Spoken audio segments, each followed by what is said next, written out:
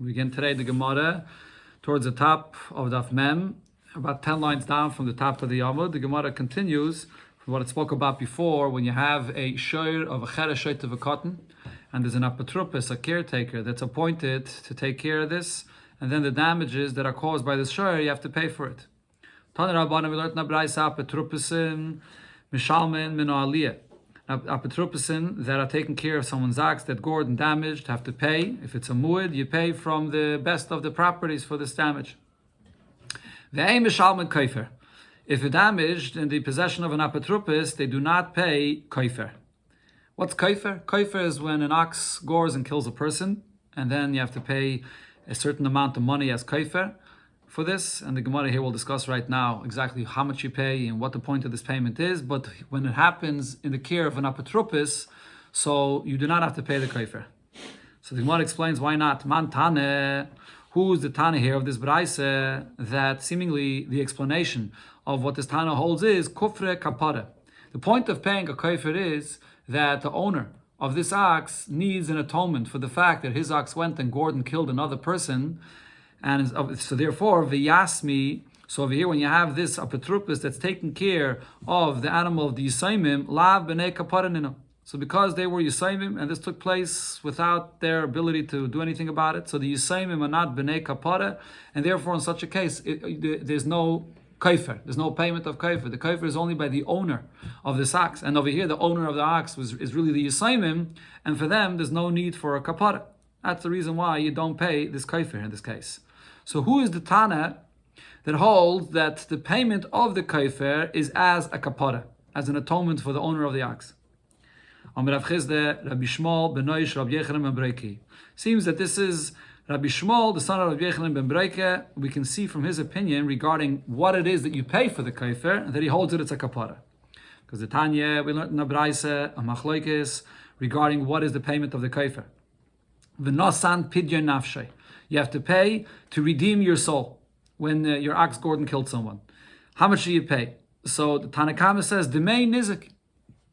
You pay the value of the nizik of the person that was killed.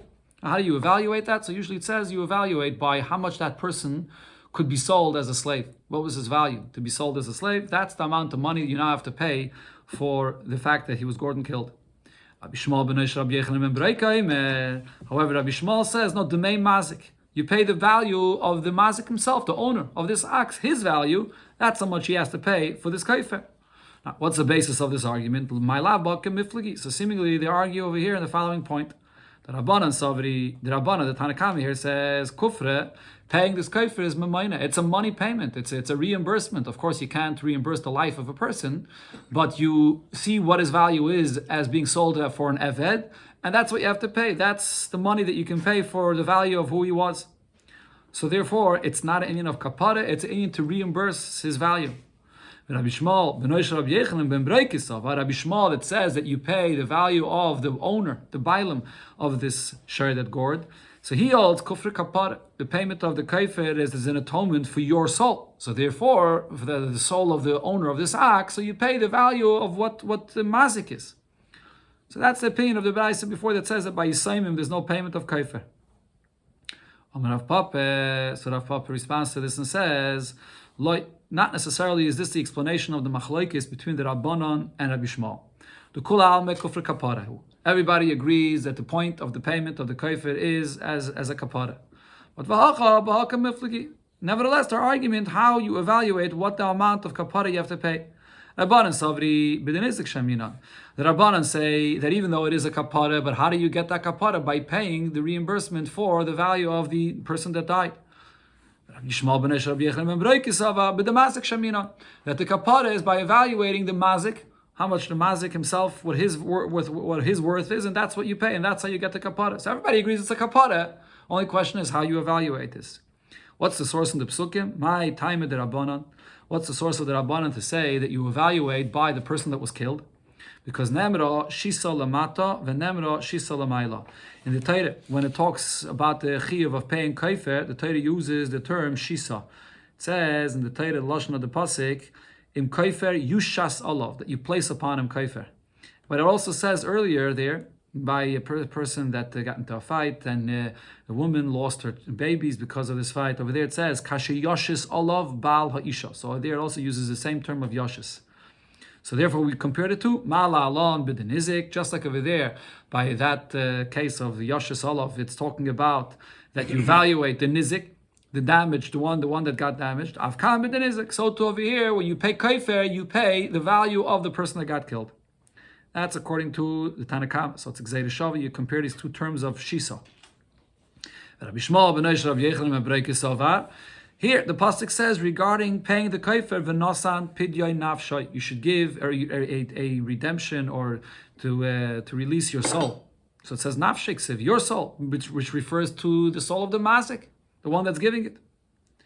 The Rabbanan will argue and say, in Pidyon Nafshiksiv, the Torah does say that it's going to redeem his soul. But that the accomplishment of this payment will be that it will redeem his soul. That's why he's giving the money. But how do you evaluate? You compare to the nizik, as you learn out from the Gzeira Shava. So therefore you evaluate the nizik, the person that was killed and damaged. Sagt die Gemara, Mishabeach le Rave le Rav Nachman, bid Rav Acha bar Yaakov. Rave praised in front of Rav Nachman, his friend, Rav Acha bar Yaakov, the Adam Gadol. He said, Rav Acha bar Yaakov, he's a great person. So now Amalei, so Rav Nachman says to Rave, Lekishayave le Yodcha. So when Rav Acha bar Yaakov comes to you, have you le Yod, bring him to me. I want to talk to him. So when Rav Acha bar Yaakov came to Rav Nachman, Amalei, so Rav Nachman says to Rav Acha bar Yaakov, boy mini milse. Ask of me a shaila. Let's challenge me with a question. Let me see if I can answer you. Boy mini Rav Acha bar Yaakov asked Rav Nachman, shur shel shnei shutfin. If you have an act that's owned by partners, Keitzad mishalman kaifer. If this shur Gordon killed someone, you have to pay kaifer. So how do these partners pay this payment of the kaifer? Mishalem high kaifer v'high kaifer. Shall you say that each one of the partners pays a full kaifer? But then the problem is kaifer echad omer achmana. The Torah says that in kaifer yusha salav, it says that singular term you pay once kaifer, v'loy shnei kaiferin, you don't pay twice kaifer. So that seemingly is not an option. On the other hand, should you say if it's partners, so high chatzi kaifer v'high chatzi kaifer, so each partner pays half of the kaifer. That also is not going to work because kaifer shalin omer achmana. The Torah says that the owner of the ox has to pay a full kaifer, v'loy chatzi kaifer, you don't pay half a kaifer. So what do you do in a case of partners? Adi Yosef v'kamayim, but as Rav Nachman is sitting and analyzing this shaila to figure out what is the payment of this kaifer, Amalei, Rav Acha bar Yaakov tells Rav Nachman, I have another shaila about kaifer. What was his second shaila? So he first brought him a mishnah that it says in Masechta Erchin about different payments, and then he adds a shaila regarding kaifer. So Tnan, the mishnah says, Chayave erchen, a person that's obligated to give erchen. That's when a person takes upon himself erech, pliny alai, or erki alai, certain ages that a person has the different values, the set values that the Torah says in different ages, and you accept upon yourself to give this amount to hektish. So you took upon yourself this donation to hektish. So the Mishnah says, memashkin and oisan. If a person is not paying, so then you force this person to pay by taking a collateral from him. And the reason why you take this mashkin is because since this is a kind of a pledge or a donation, we're afraid that the person will delay it and not pay it, so we have to take measures to make sure that the person will pay it. That's by erchen. Chayave chatois v'ashomes, a person that's chayav to bring a carbon chatos or an osham for an aveda that he did, and he needs a kapara. In such a case, a mashkin nice, and it's not necessary to take a mashkin to force him to bring the carbon. Now, what's the reason? So Rashi says the reason is because since this is for a purpose of a kapara, we know that this person wants to have this kapara and he's going to bring the carbon. So now the question he asked, Rav Acha bar Yaakov asked Rav Nachman is, Chayave kaifrin mai. A person that his ox Gordon killed someone and he has to pay kaifer, what's the halacha here? Do we take this mashkin to force him to pay this or not? And he brings a few svaras for this. Do I say, even the kapara who, since the point of this payment is as an atonement, kechatas v'asham dami. So therefore it's similar to chatas and asham, mach mechame elavei. This is something which is very severe in a person's eyes. It's not necessary to take a mashkin, he'll pay it on his own. Or perhaps this is different. It's different than a carbon chatas and asham. Why? Since who's he paying this payment of the kaifer to? You don't pay it like it is with a chatas and asham. brought it as a carbon in the Beis Hamikdash, but you pay it to your friend. So therefore, memainuhu. So this is a payment which is a money payment, and v'loyle gavayahu. This is not a payment. This is not like a carbon that's coming and going as a car on the mizbech to the Beis Hamikdash. V'loy chamer alei. So maybe it's not so severe in people's eyes. Uboy mashkune, and it's necessary to take a mashkin to make sure to force him that he will pay this kaifer. Another story the Gemara says, Inam, or I can tell you a different reason why it's not so severe in people's eyes. Kivin du hulechot. Since in a case where a person's ox gored and killed someone, it's not an aveda that the person himself did with his own hands. It's his animal, his money that he owns that caused this damage. So this matter is not so severe in people's eyes, and therefore another reason why it would be necessary to take a mashkin. This was the second shaila that Rav Kama asked Rav Nachman while he was still thinking of how he's going to answer his first shaila. Amalei, Rav Nachman says to Rav Kama Shafkan, let me think about the first shaila. I'm locked up. I'm quiet because I don't even know how to answer the first shaila, and you're already asking me a second shaila. So Rav Kama challenged Rav Nachman, and he couldn't answer him, not on the first shaila and not on the second shaila. Tana Rabbanon, we learned in the Braise the following halachas. Shaloi b'cheskas tam. A person borrows an ox, and he borrows this ox in the status of being a tam, that it's a shirt that didn't gore before, so it's a tam. V'nimtza muad, and it turns out that he borrowed the shirt, and it's a wild ox, and it's a muad, which means it gored 3 times already, and if it gores, you have to pay full pay for this. So now what happened if it gored again while it wasn't the possession of this borrower, this shayl? So who's going to have to pay for this? The shayl didn't know that it was wild.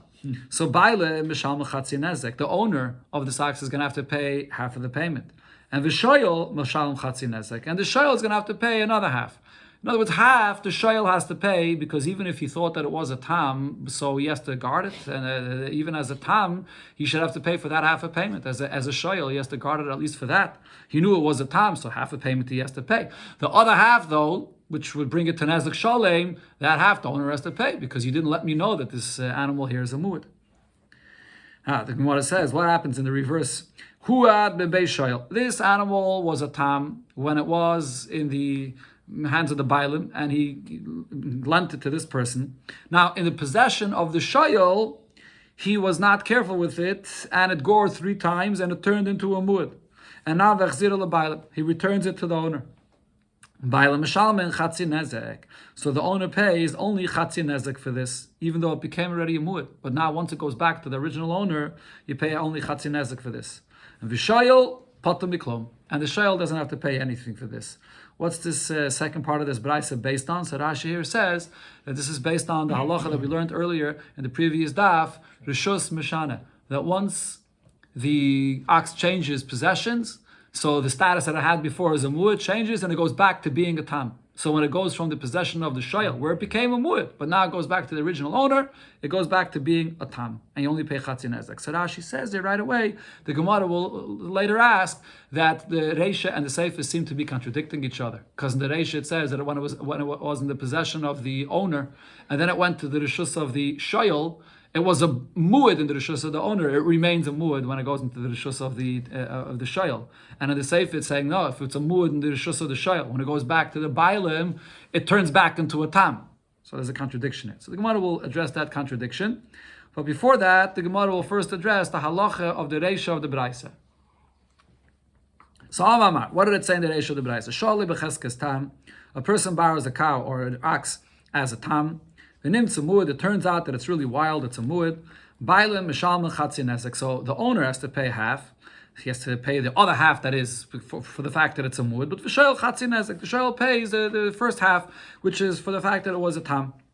Frag the Gemara, why should the shayil pay at all? So here the Gemara is going to go through a bunch of different arguments that the shayil could say of why he should not be paying at all for the damage that it causes. Lei melei shall the shayl shall argue the following argument to the owner of this ox. To the shili, I borrowed from you an ox, and I thought it was a nice, good, calm ox. Ari eloi shili, I didn't borrow a lion from you. I didn't know I'm getting this wild ox that's like a lion that I have to be so careful with. So if I get now such a kind of an ox which I see is so wild, I shouldn't be responsible at all. Not even for chatzi nezek. It's not what I borrowed, what I made up with you. True, but even if it's a tam, but if it's not, if you borrow one thing and you told that it's one object, and it turns out to be something completely different, you shouldn't be responsible at all because it's not what you took. It's the whole thing is not what he expected to get. So the Gemara answers this question. So Omarav, or the other Gersi here is Omarove. The case here is true. He didn't know that it was mamish a mu'ed. He didn't know that it was worn 3 times in the bezdin and it already has the status of a mu'ed. But he didn't know that this ox is a wild ox, that it gores. Yeah, it wasn't already established as a mu'ed, but he knew that it was a nakhan. So he knew what he's getting into. So therefore, he has to pay for it being a tam, chatzin ezek, because as far as he knew, it was still a tam, but he knew that it was a nakhan. He knew that this is a wild ox. But still the Gemara says, the shayl could argue and say, v'nei melei tam she'ili. Still, it's not the same object that I borrowed. I borrowed a tam from you. That was the status that you gave it to me in. Mu'ed loy she'ili. I didn't borrow from you a mu'ed, so it's something different than what I borrowed, so I shouldn't pay at all. So now that the Gemara answers, the answer is simple. Mishum dam alei, the owner could say to him, sof. In the end of the day, true, you only took it as a tam, but eat tam of it. If it was actually true that it was a tam, palganiska boy shlumi, you would have to pay a half chatzinezek for it being a tam. So hashanam is shlim palganiska. So now that chatzinezek, so that's what you expected. So that part you do have to pay. In fact, the Gemara, but still the shol could argue and say, if it would be a tam, then mishtalam igufay. The payment of the tam shouldn't be coming out of my pocket. You don't pay cash or from good properties for the damage of a tam. You only pay it from the body of the ox itself. That's where the collection of the payment should come from. Why should I have to pay for this? So that the Gemara answers, this is not an argument at all. Mishum dal malay, the owner will tell him, sof, in the end of the day, at lav tura boy shlumu lididi. If you allow this ox to gore and cause damage when it was in your possession, when you borrowed it, and then you're giving it back to me, to the owner, and the owner now is going to have to give from the guf of the shayr to pay for these damages, who's going to have to reimburse the owner for this? The shayl that allowed this damage to happen is anyways going to have to reimburse the owner for this. So if you anyways have to reimburse me, so you should pay that chatzi nezek to the person that got damaged. But still, the shayl should be able to argue further. V'nei melei, he can say to the owner of this ox, im tam have, if it was only a tam, so what's the payment of the tam? The payment of the tam, here the Gemara is going according to the opinion that the payment of the tam chatzinezek is a knas, it's a penalty. So here, what's the halach if it's a knas? Maidina, I have the option to be maide in this damage, and then a mefatrina. Once you maide, you become potter. That's the halach of any knas. If you maide in a damage that's a knas, then you don't have to pay. And the Gemara adds, and actually, he could argue further and say, even according to the opinion that says that the payment of this chatzinezek is a regular money payment, and if you made it, you're not going to be potter. Name velay, but still the shayl could argue and say, itamu, if this ox was actually a tam like the status you told me it is, what would I do? Have a marikne lelagme. What I would do with this ox is, since the payment for this ox only comes from the body of the ox itself, I can run away with this ox, take it into a swamp or an area where there's a lot of other oxen there, and it'll mingle there amongst the other oxen, and then the owner will not be able to collect from it. So now that you're taking this ox and you're allowing it to be identified separately, and the person that got damaged could collect from it, why should I pay? If it would have been up to me, I would have made sure that the owner should not be able to collect from this, because I would have taken it in a place that the nizik, the one that got damaged, should not be able to collect from this. This last taina here, actually, Taisus asks on this, what kind of a taina is this? If he's taking this ox away and he's mixing it with other oxen, so then he's doing shalei kedin. He's supposed to pay. The payment is supposed to come from the body of this ox. Taisus says, especially according to Rabbi Akiva, that says that as soon as the ox damages by a tam, the nizik becomes a partner in the body of the ox itself. We learned before, Rabbi Akiva holds Yimamish can become a partner in the body of the ox. What does this mean? That he could take away the ox and not allow the nizik to collect his payment. So Taisus says what he's trying to say is that if I would do so, I know that what would happen is that the nizik would be moichel the payment. The nizik knows that his chance of getting the collection of his payment only comes from the body of the ox, and if the ox is not here, he's moichel the payment. So if I would have done so, the payment would have been moichel the payment, or he would have been ready that I should pay him much less. I should pay him a little because he knows that he can't get the ox itself. So therefore now, when you have the ox, I shouldn't have to pay the full amount, because if it would have been up to me, I would have taken it away, that I wouldn't have to pay the full payment. Actually, how much do you have to sell it? Yeah, you have to sell it and then split the value of what you get for the guf itself. Okay, so the Gemara says, so what must be the case over here when we say that the shoyl has to pay his share, he has to pay half for this damage that happened? The case here is going to actim beidine v'tafsei. The Bezdin came and grabbed this ox here. So the Bezdin has the ox now in their possession. So once the Bezdin has it, so you can't avoid paying this half a payment. So the chatzi nezik of the tam, that the shoyl has to pay. He got it b'cheskas tam, and now it's in the hands of the Bezdin. You can't take it away. So you'll have to pay that part. And the Bezdin come in here, the Balabas Beldin? Yeah, and the Bezdin came and grabbed it. But now the Gemara asks various questions here in the reverse. Different kinds of arguments that the owner, the original owner of this ox can make, why he should not have to pay his half because of the fact that it's a mu'at. In fact, the Gemara says, if the Bezdin came and grabbed it, why should the owner have to pay the other half because of the fact that it's a mu'at? Namely, they should say to the shoyl,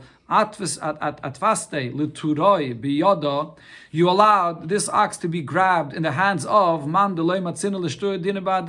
the hands of someone that we cannot settle our argument with him, our dentaita with him, now that it's in the hands of the Bezdin. But in other words, what the owner is saying over here is, you allowed the Bezdin to come and grab it.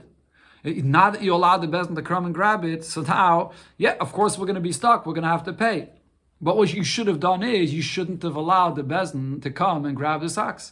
You're a shoyl, you have to make sure that you return the ox to me. That's what a shoyl is supposed to do. You're not supposed to allow the Bezdin to come and grab it. So again, Taisus over here discusses, even though Takeh, this is the halacha, Bezdin came and grabbed it. He didn't give it to the Bezdin. Bezdin came and grabbed it. And he can even argue and say he didn't even know that it was a mu'ad.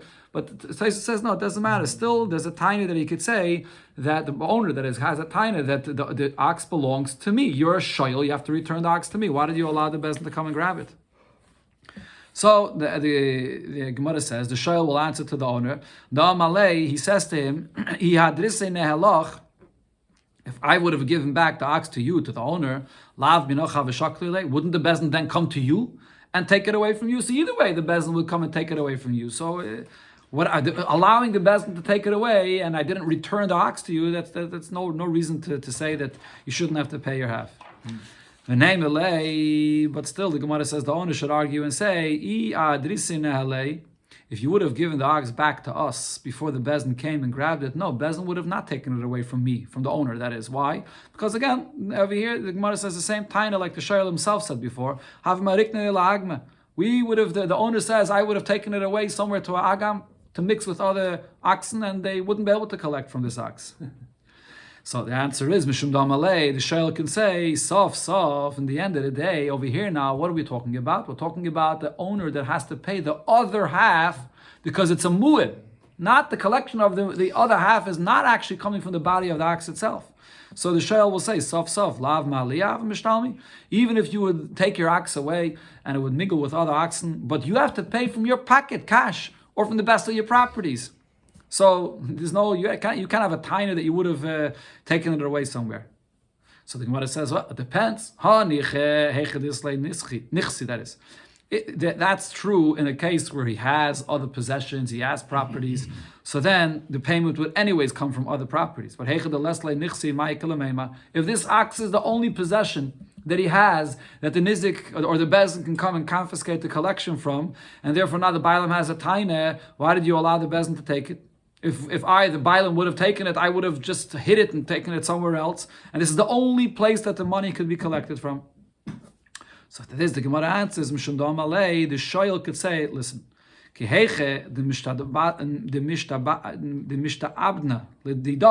just like we have, or I have, that is, the shoyl, that is, has a shibud to return the ox that he borrows back to the owner. Right, so that's the basis here of the taina of the owner. Why didn't you give this ox back to me? We are the original owner, you have to give it back. But the shoyl says, so too I also have a shibud to the nizik.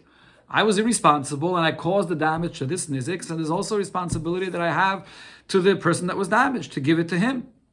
So therefore, instead of giving it to the owner and then the shibud of the owner, then what's going to happen to this ox? The payment will go to the one that was damaged.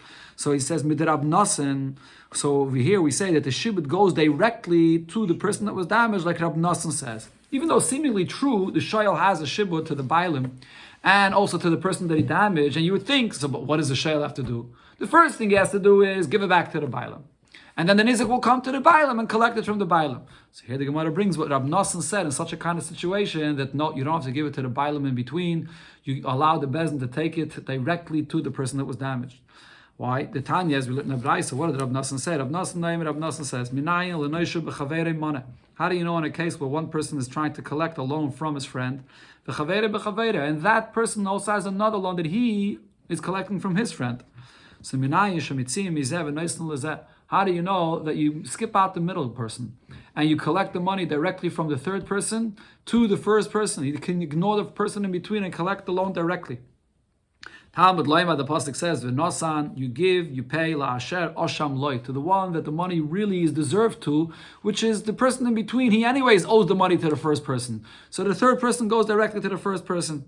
So the same thing over here, the payment of this damage here, since anyways the owner is going to have to pay that, so the shoyl says, why I don't have an obligation to give it to you, and then from you it goes back to the nizik. I'm going to pay directly to the nizik. And therefore, the shayl pays his half, and the bailam is going to have to pay his half for the damage that happened, since it's now a mu'at. This is the explanation of the ratio of this brisa. Okay. Now the Gemara brings what it said in the sefer of the brisa. In the sefer, it didn't was who the beis shayl. So this shayl was a tam.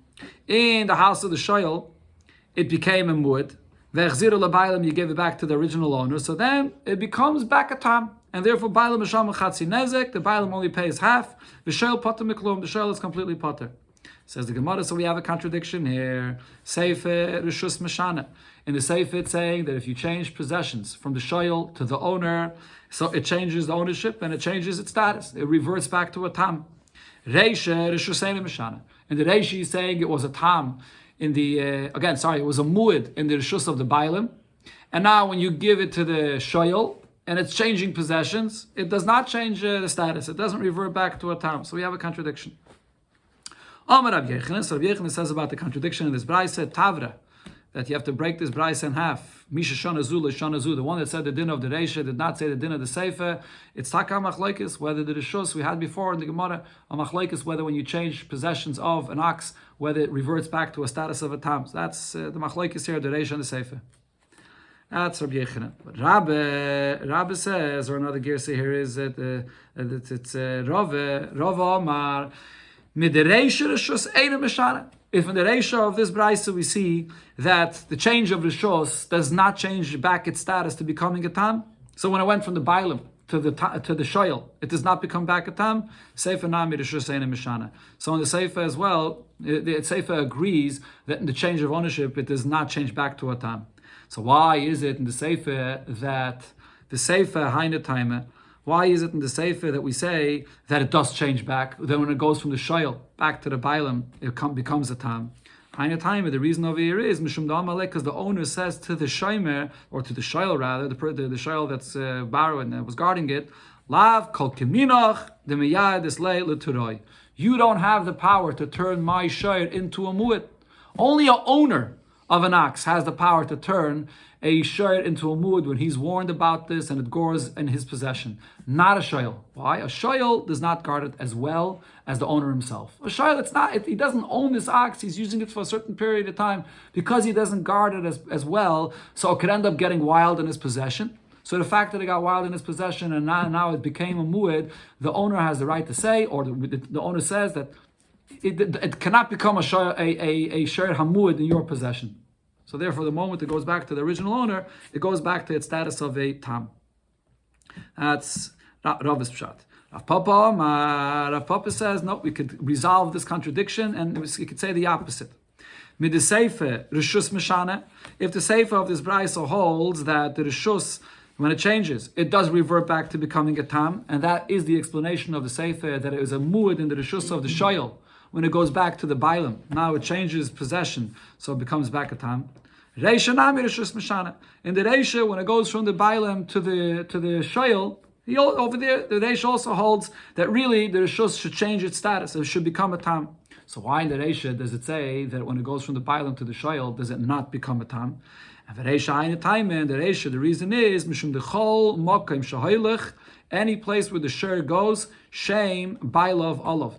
If it's being borrowed, it wasn't sold or given as a gift to someone.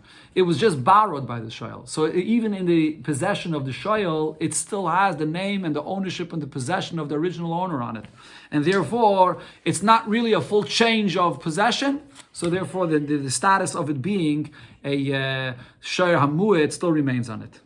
The Gemara's answer is a little bit hard to understand, because if that's the case, that even by the shoyal, it's always in the rishus of the bailam, so you could argue that that's true in both ways. So why are we saying that this is true when it goes from the bailam to the shoyal, that it still has the name of the bailam on it, and there's no real change of possession? But on the other hand, when it goes from the shoyal back to the bailam, here we say that it is a change, and it does revert back to being a tam.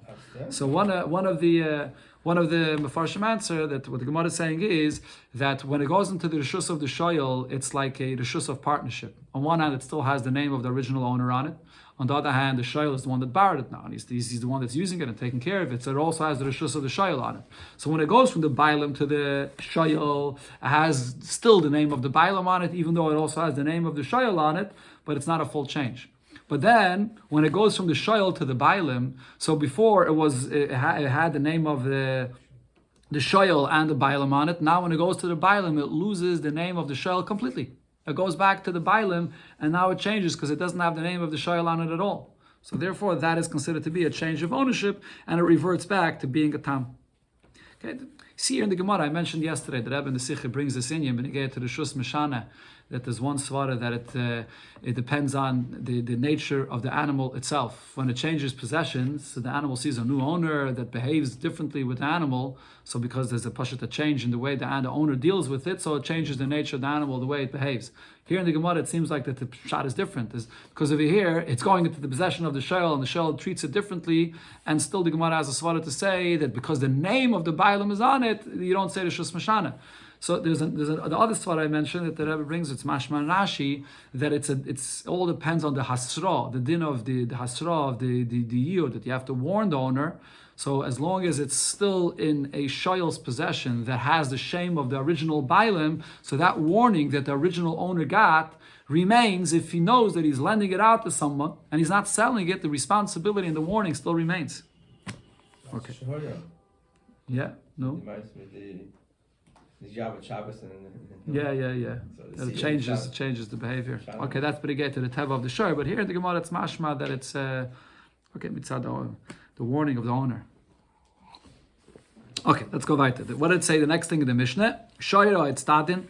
When you have a shoyer that's used in a circus, in a what do they have there? What arena? In an arena where they have these oxen that fight, a sport arena where they fight with one another with their horns, and they're trained for this. And it's in that place and in that circumstance that it killed someone.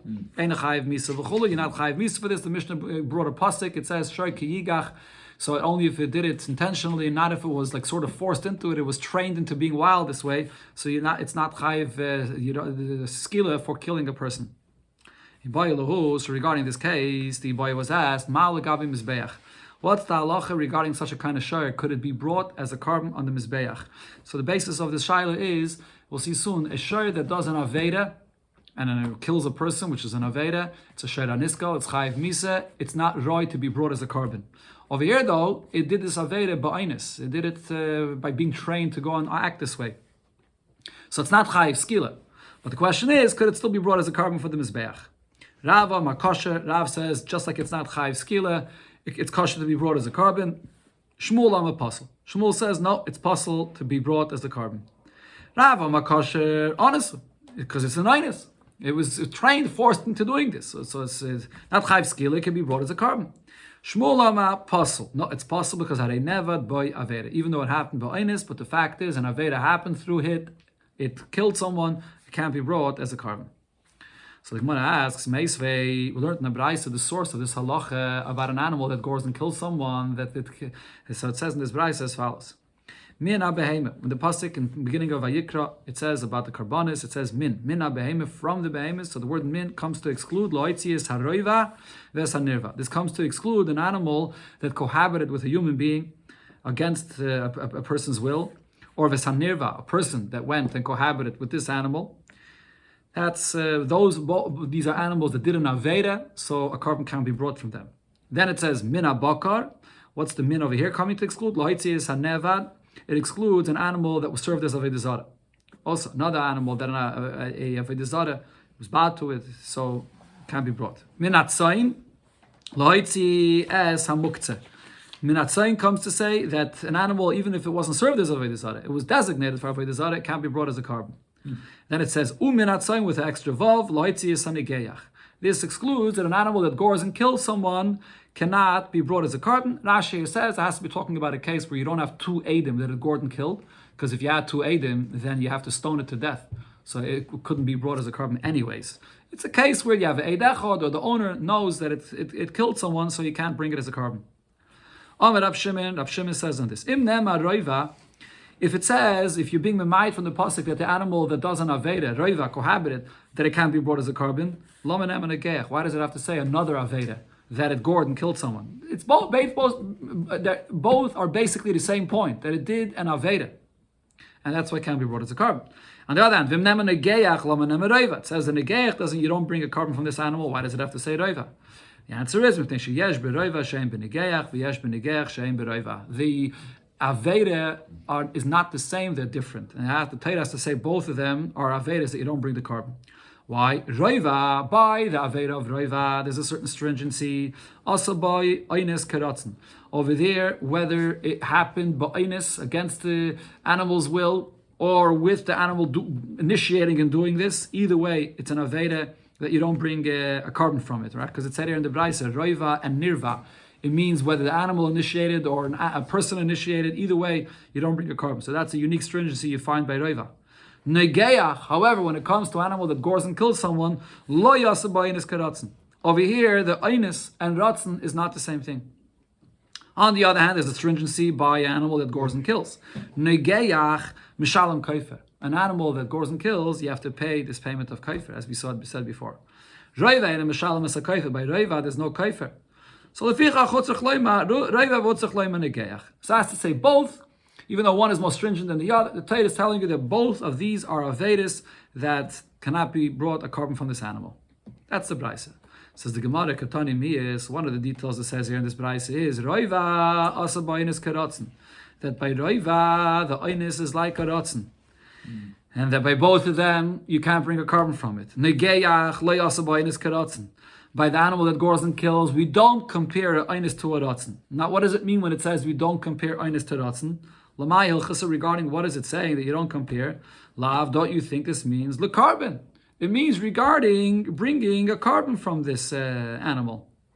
Meaning that the machlekes of Rav and Shmuel that we said before, that we don't compare Einis to ratzen to say that in both cases it's going to be potter, or puzzle that is, for a carbon.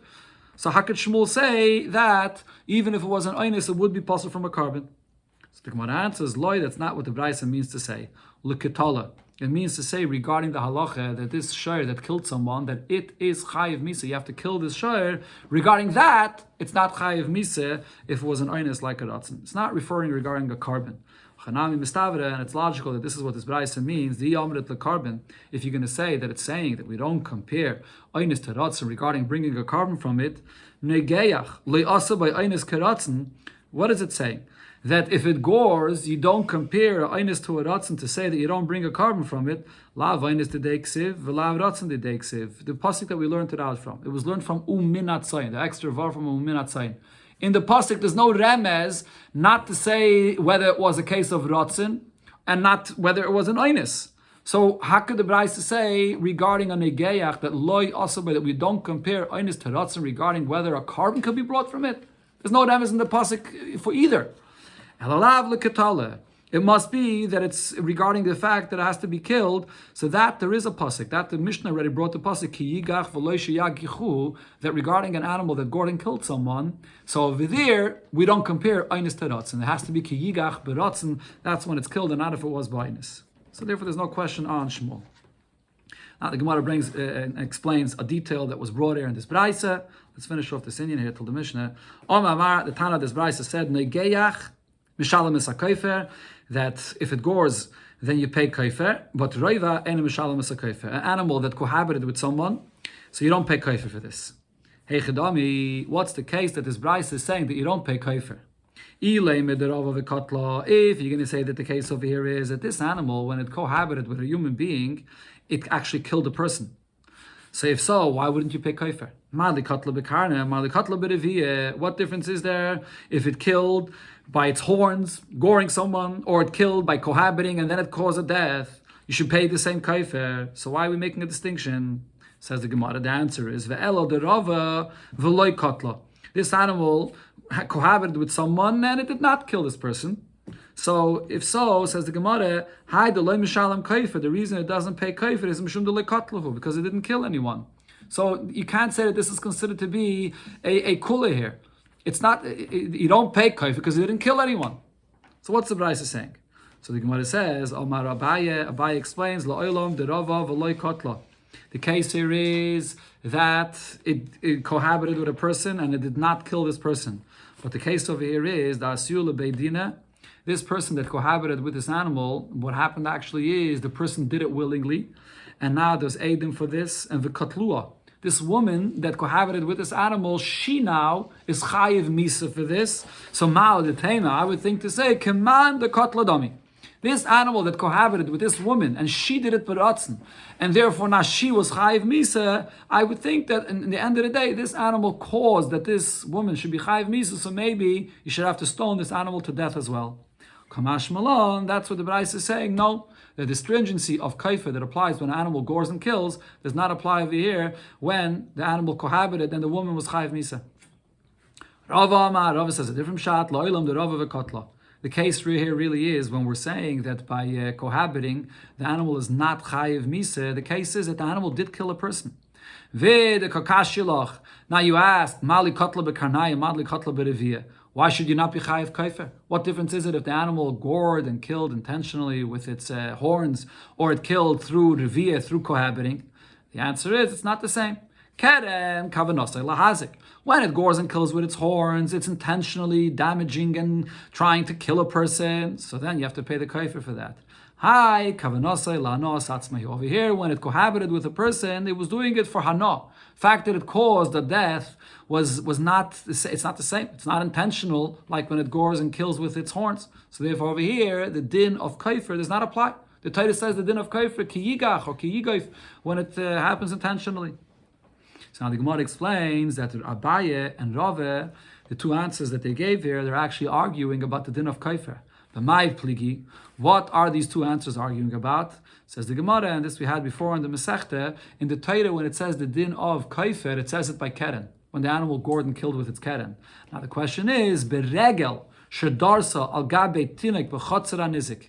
If it's a case where the animal did not gore with its horns, it did not do it intentionally to damage. What was the case? It was in the chotzer of a nizik, and the animal was just walking, and it trampled over a baby and killed the baby. In such a case, is there a payment of kaifer or not? When the animal does it without the intention to damage, it's just walking on its way. Le'abaye, mishalom kaifer. According to Abaye, you pay the kaifer for this. And that's why, according to Abaye, the animal that gored, or the animal that cohabited, and it causes death, either way, the same kaifer, payment of kaifer applies. And the same kaifer, just like by regal, it didn't do it intentionally, the same payment of kaifer applies.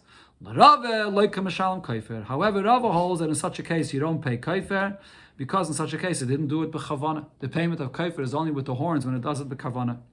The Gemara finishes off this Indian. Tanya kavasei de Rav. In a brayse we learned like what Rav said before regarding the animal being brought to the mizbeach.